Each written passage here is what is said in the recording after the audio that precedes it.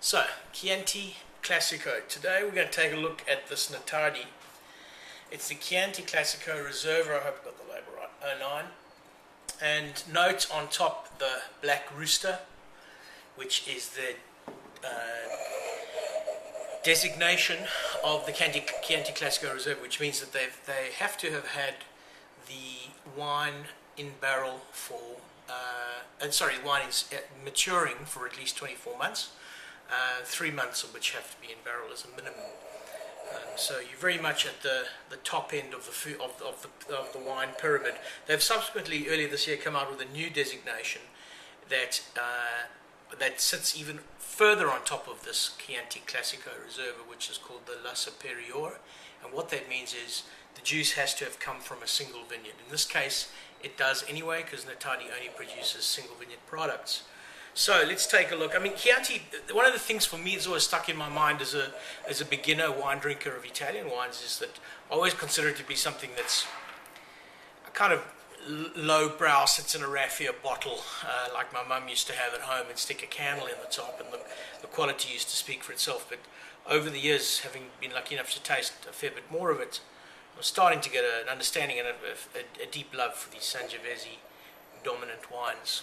So, having a look at the wine itself, the legs are there, not significantly heavy, denoting a medium-bodied wine potentially. I like the color. It's a dark purple, decent-looking color. So the nose is talking about aged oak. It's got a you know that you're in good hands from an oak point of view.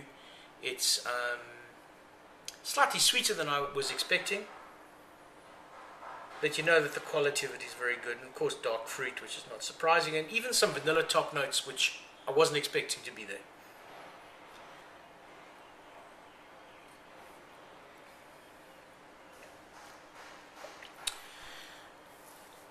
What's fantastic about this particular example of Chianti Classico Riserva is its texture. Now, a big fuss is made in the New World about tannins, and very often people think of tannins as a negative thing only.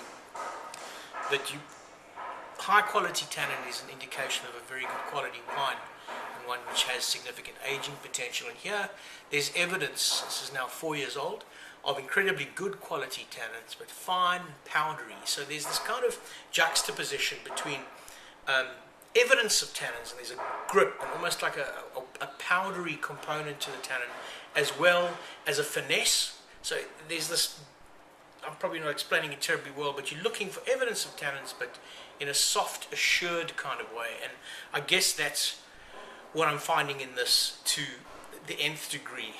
It really is profoundly good. It has great aging potential. The acids are bright, but not overly bright. There's a certain calmness about this wine which speaks to me really well, and it's something which I think I'm going to enjoy now and for 5 to 10 years at least. It's a serious wine. It's not something just to sit down and throw back. It's something to consider with cheese or any of the sort of classic Italian style foods just as a starter base.